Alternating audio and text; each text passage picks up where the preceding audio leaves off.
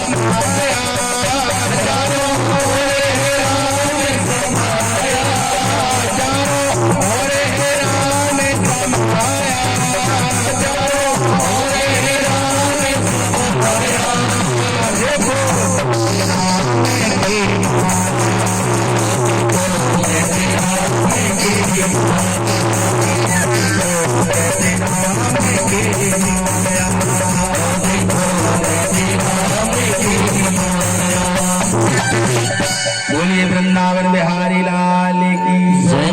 माणपिपरिया से राजमार्ग के पास से हमारे साहू परिवार से दादाजी और भैया लोग आए थे कथा श्रवण करने के लिए। सभी ग्रामवासी, सभी आयोजक भक्त इनका अभिनंदन करते हैं। इनके यहाँ कथा जो है 26 अप्रैल 2023 से होने के लिए जा रही है।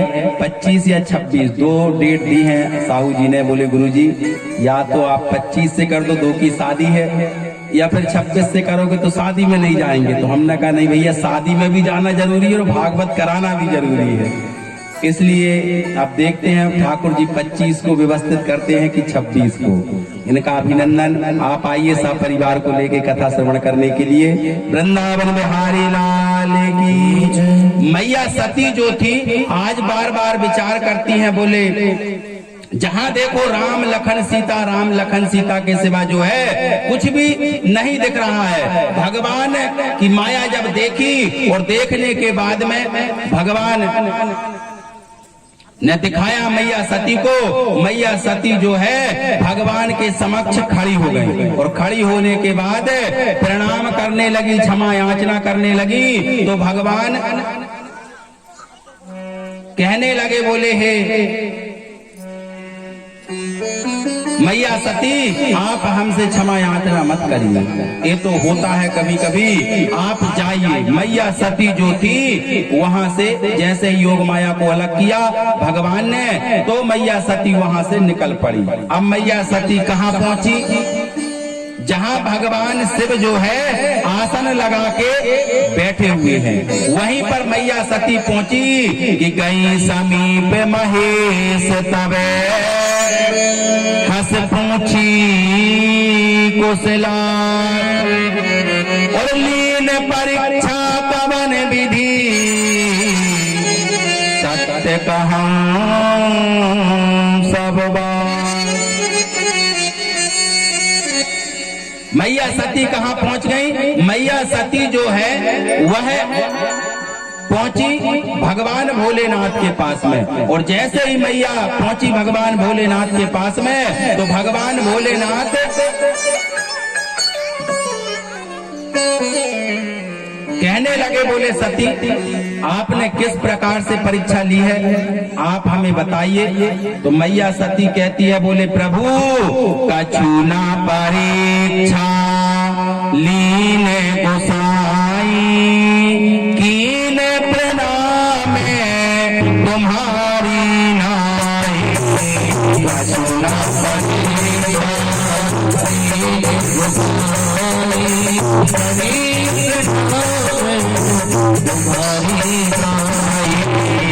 सुना परीक्षा लीन गोसाई कीन प्रणाम तुम्हारी नाई। सुना परीक्षा लीन गोसाई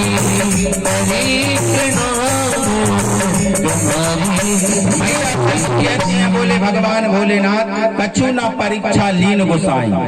बोले प्रभु हे महादेव मैंने किसी भी प्रकार से परीक्षा को नहीं लिया। माता सती झूठ बोल देती है। भगवान विचार करने लगे, बोले बताओ मैया सती को मैंने कितना समझाया लेकिन मैया सती एक बात को भी ना मानी। और मैया सती जो थी एक बात को न मानी और तुरंत ही मैया सती परीक्षा लेने के लिए चली गई। और इतनी देर के बाद लौटी और कह रहे हैं परीक्षा नहीं ली। भगवान शिव ने विचार किया ऐसा तो हो ही नहीं सकता। तो भगवान शिव ने क्या किया, किताबे शंकर दे खाऊं भर ध्याना, तबे शंकर दे खाऊं भर ध्याना, तबे शंकर दे खाऊं भर ध्याना, तबे शंकर दे खाऊं भर ध्याना। जाना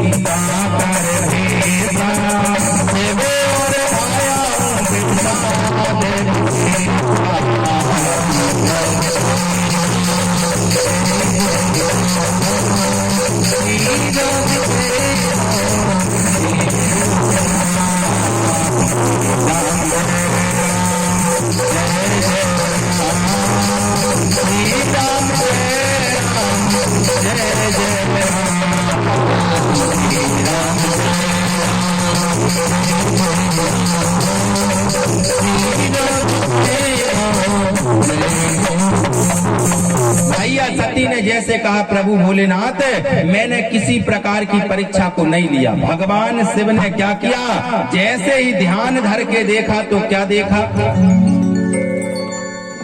कि सती झूठ बोल रही कि मैंने परीक्षा नहीं ली है। और मैया सती ने कैसी परीक्षा ली, सीता का स्वरूप बनाकर परीक्षा ली। भगवान शिव को बड़ा दुख हुआ और भगवान शिव मैया सती से एक शब्द नहीं बोलते। भगवान शिव अपना त्रिशूल लेकर और बस उस मार्ग से चल देते हैं। कैलाश पर्वत पर जाकर बैठ गए भगवान अपने आसन पर। माता सती बार बार भगवान को मना रही हैं लेकिन प्यारे प्रभु नहीं बोल रहे हैं। और भगवान के नेत्रों से आंसुपात हो रहा है और भगवान शिव विचार कर रहे हैं क्या, कि जो आप करा हूं सती शिव पाई और मिटा ही भगति सो हो अनीति। भगवान शिव विचार कर रहे हैं कि अगर मैंने अब सती से प्रेम कर लिया, सती को पत्नी मान लिया, जो अब करऊं सती सन प्रीति मिटा ही भगत पथ होए अनीति। अगर मैंने सती से प्रीत कर ली तो मुझे यह संसार क्या कहेगा।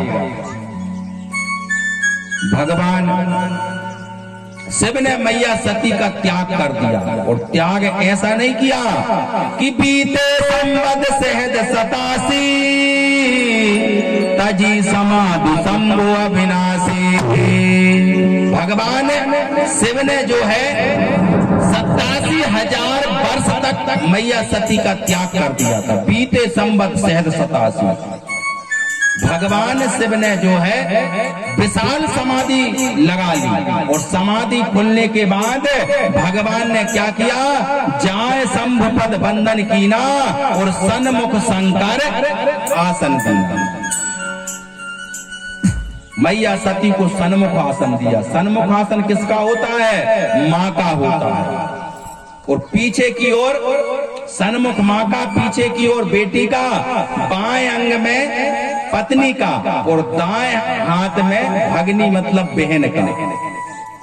पूजन पाठ यज्ञ अनुष्ठान पुराण इत्यादि में बाएं अंग में भाग जरूर होता है पत्नी का, लेकिन पूजन पाठ यज्ञ अनुष्ठान पुराण इत्यादि में हमेशा दाहिने हाथ में ही बिठारना चाहिए, क्योंकि शुभ कार्य कर रहे हैं हम। माता सती का भगवान ने त्याग किया। अब मैया पार्वती को वही भोलेनाथ कहते, बोले हे पार्वती, मैंने तुझे जो अमर कथा श्रवण कराई है, तूने कितनी अमर कथा श्रवण की है, आपने कितनी अमर कथा श्रवण की, अभी भी बता दीजिए। मैया सती घबरा गई कि भोलेनाथ आप फिर तो मेरा त्याग नहीं कर दोगे। मैया पार्वती घबरा गई कि अब तो मेरा त्याग नहीं कर दोगे। बोले प्रभु जी, मैंने तो आधी से आधी कथा सुनी और सो गई थी। भगवान भोलेनाथ ने कहा ठीक है, कम से कम सच तो बोल दिया। अब महादेव को गुस्सा आ गया कि आखिर कथा में हुंका कहां से आ रहा था जब पार्वती सो रही थी। भगवान बड़े विचित्र हैं भोलेनाथ, भोले भी हैं और भाले भी हैं। भोले हैं तो फिर जो चाहिए तो मांग लो, कि धन धन भोलेनाथ तुम्हारी कोणी नहीं खजाने में, और 3 लोग बस्ती में बसा गए, और आप बसे वीरानी में। भोले बहुत ही भोले हैं, जो मांगो दे देंगे। आजकल तो देखो माताएं बहनें भगवान भोलेनाथ को छोड़ ही नहीं रही है, एक से एक व्रत चल रहे हैं। भगवान शिव की बड़ी महिमा है कलयुग में, और करना भी चाहिए, क्योंकि भगवान के शिव के समान देने वाला कोई नहीं है। कि शिव समान दाता नहीं, विपत विदारण हार, और लज्जा मोरी राखियो शिव नंदी के असवार। भगवान शिव के समान भी कोई देवता नहीं है, जो मांगो दे देते हैं भगवान भोलेनाथ। एक भक्त था, उस भक्त का भाई जो था बड़ा वाला, भगवान पर बड़ा विश्वास करता। कौन भगवान पर? शिव पर। तो जो छोटा भाई था वह बड़ा ज्ञानी ध्यानी था, और बड़ा वाला भाई जो था वह केवल भगवान शिव की भक्ति करता, भगवान शिव को मनाता। तो छोटा वाला भैया कहने लगा, बोले बड़े भाई, अगर भगवान की पूजा करनी है, भगवान की तपस्या करनी है, भगवान को मनाना है, तो विष्णु को मनाओ, लक्ष्मी मिल जाएगी। ब्रह्मा जी को मिलाओ, बुद्धि मिल जाएगी। इंद्र को मनाओगे, ऐश्वर्य मिल जाएगा। भोलेनाथ को मिलाओगे, भोलेनाथ की सेवा करोगे, भगवान भोलेनाथ को मनाओगे, तो कुछ मिलने वाला नहीं है, क्योंकि उनके पास कुछ नहीं है देने के लिए। तो भगवान का वह भक्त बड़ा भैया कहने लगा, बोले छोटे भाई, आप बड़े ही ज्ञानी हो, लेकिन शिव जो दे सकता वह संसार में कोई नहीं दे सकता। भाभी मेट सके त्रिपुरारी। अगर ब्रह्मा की रकील को कोई मेट सकता है तो वह केवल शिव है, शिव के सिवा कोई देवता नहीं है। तो भगवान भोलेनाथ कहने लगे, बोले पार्वती ये बताओ, आपने कथा सुनी लेकिन हुक्का कौन दे रहा था? बोले प्रभु मैं ये कुछ भी नहीं बता सकती, कौन हुक्का दे रहा था, कैसे दे रहा था, क्योंकि मैं तो सो गई थी। भगवान भोलेनाथ ने कहा तो दो के सिवा तीसरा और है इस वन में कोई? भगवान भोलेनाथ ने क्या किया? त्रिशूल को उठाया, क्रोध के बस में होकर भगवान ने कहा, बोले त्रिशूल जाओ, पार्वती के सिवा जिसने भी कथा को श्रवण किया है उसको मार के ही वापस लौटना। भगवान शिव ने जैसे ही त्रिशूल को छोड़ा, आगे आगे तोता, पीछे पीछे त्रिशूल लगा है। अब वह तोता ब्रह्मलोक गया। ब्रह्मा जी ने जैसे देखा कि शिव जी प्रकोप में है, ब्रह्मा जी कहने लगे तोता मैं तेरी कोई व्यवस्था नहीं कर सकता, शिव के विमुख तो मैं हो ही नहीं सकता। तोता बैकुंठ पहुंचा, भगवान नारायण भी कहने लगे भैया तोते मैं भी कुछ नहीं कर सकता। इंद्रलोक पहुंचा, इंद्रलोक में जैसे पहुंचा, इंद्र भगवान कहने लगे मैं तो और भी व्यवस्था नहीं देख सकता, क्योंकि मैं एक बार भोग चुका हूं कौआ बन के, दोबारा परमात्मा से जो है बैर लेना नहीं चाहता हूं। तोता जो है जब देखा कि स्वर्ग में, ब्रह्मलोक में, विष्णु लोक में कोई बचाने वाला नहीं है तो मरता क्या नहीं करता, तुरंत ही मृत्यु लोक पहुंचा। ऋषि मुनि संतों के पास गए, बोले हाँ भैया हम कोई सहायता नहीं कर सकते। पीछे पीछे त्रिशूल लगा, आगे आगे तोता चलता जा रहा है। जैसे ही वन की ओर वह तोता पहुंचा तो वेद व्यास जी महाराज की पत्नी का नाम था अरणी देवी। अरणी देवी आंगन में खड़ी थी, उसी समय जम्हाई ले रही थी। मरता क्या नहीं करता, वह तोता जो था अरणी देवी के मुख में प्रवेश कर गया और मुख में प्रवेश करने के बाद वह गर्भ में आकर स्थगित हो गया। अब त्रिशूल रुक गया, विचार करने लगा कि तोता को मारने से पहले इन देवी जी को मारना पड़ेगा। तो त्रिशूल ने क्या किया, परिक्रमा लगाई और वापस शिव जी के पास पहुंचा त्रिशूल। शिव जी कहने लगे, बोले त्रिशूल मार के आ गए तोते को? बोले नहीं प्रभु जी। बोले क्यों? बोले वेद व्यास जी महाराज की पत्नी है, उनके गर्भ में वह तोता चला गया, तोता को मारने से पहले उन देवी जी को मारना पड़ेगा। तो शिव भगवान कहने लगे त्रिशूल ठीक है, कभी तो गर्भ से बाहर निकलेगा, कभी तो जन्मेगा, जब जन्मेगा अपन तभी उसको मारेंगे। अमर कथा को श्रवण कराने के बाद भगवान भोलेनाथ मैया पार्वती को लेके कैलाश पर्वत आ जाते हैं। अब वेद व्यास जी महाराज को बड़ी प्रसन्नता कि मेरी पत्नी गर्भवती है। 1 माह बीता, 2 माह बीते, 3 माह बीत गए, 6 माह हो गए, 1 साल हो गया, 2 साल हो गए, 3 साल हो गए, 4 साल हो गए। वेद व्यास जी महाराज की पत्नी गर्भवती है। 5 साल हो गए, 6 साल हो गए, 7 साल हो गए, 8 साल हो गए, 9 साल हो गए, 10 साल हो गए, 11 साल हो गए। अब वेद व्यास जी महाराज को इतनी चिंता कि मेरी पत्नी 11 वर्षों से जो है निरंतर गर्भवती है, न जाने मेरी पत्नी के गर्भ में मरी है, मसान है, भूत है, पिशाच है, चंडाल है, न जाने कौन प्रवेश कर गया है। वेद व्यास जी महाराज को बड़ी चिंता। वेद व्यास जी महाराज ने देखा 11.5 वर्ष हो गए, वेद व्यास जी महाराज भगवान शिव की आराधना कर रहे हैं। बोले प्रभु हे नाथ, हे शंभु, हे त्रिपुरारी, ना जाने मेरी पत्नी के गर्भ में क्या है, जन्म लेने का नाम ही नहीं ले रहा है। हर हर महादेव शंभो काशी विश्वनाथ वंदे,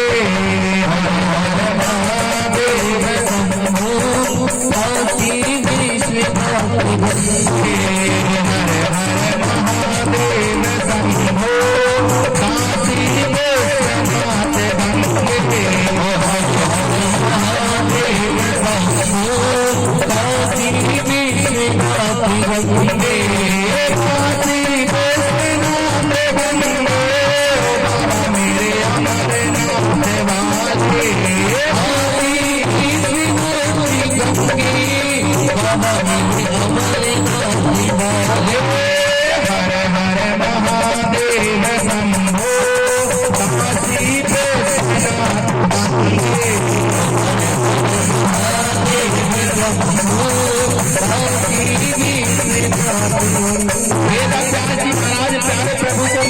चले जा रहे हैं। बोले प्रभु हे शिव, हे महादेव, ना जाने मेरी पत्नी के गर्भ में क्या है।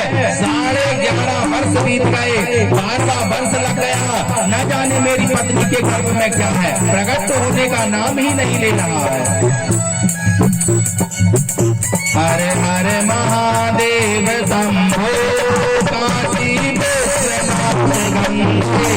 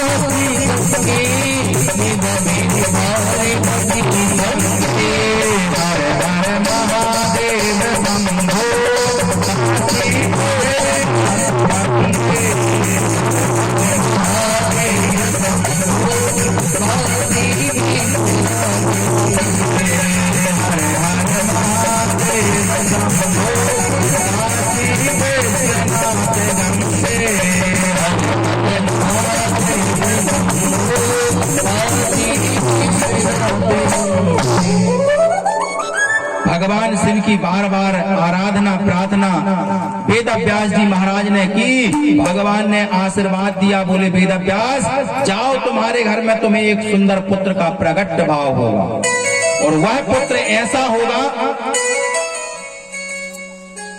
वेदों का ज्ञाता, शास्त्रों का निपुण और पुराणों में विख्यात प्रवक्ता होगा। भगवान शिव ने सुंदर आशीर्वाद दिया। वेद व्यास जी महाराज जब जैसे ही घर लौटे तो उनकी पत्नी के गर्भ से 12 वर्षों के बाद उस पुत्र का प्रकट भाव हुआ था। उन पुत्र का नाम सुखदेव रखा। बोलिए सुखदेव जी महाराज की जय। सुखदेव जी महाराज का 12 वर्षों के बाद जैसे ही प्रकट भाव हुआ, वेद व्यास जी महाराज ने सुंदर मुंडन संस्कार किया, कर्ण भेदन संस्कार किया, यज्ञोपवीत संस्कार किए। 16 संस्कारों में कुछ संस्कार सुखदेव जी महाराज के किए और श्रीमद् भागवत महापुराण का पठन पाठन कराने लगा। सूत जी महाराज बताते सौनक आदि 88,000 ऋषि। इस प्रकार सुखदेव जी महाराज का प्रकट भाव हुआ। अब सौनक आदि 88,000 ऋषि कहते हैं, बोले हे सूत जी महाराज, हमें राजा परीक्षित की कथा को श्रवण कराइए। राजा परीक्षित का प्रकट भाव कहां से हुआ था। सूत जी महाराज बताते हैं, बोले हे सौनक आदि 88,000 ऋषि, एक समय की बात है जब महाभारत का अंत चल रहा था। कौरव और पांडवों के बीच में महाभारत हुआ, और जैसे ही महाभारत प्रारंभ होता है तो महाभारत के अंत में 5 पांडव और उनकी पत्नी द्रौपदी और उनके 5 पुत्र छोटे छोटे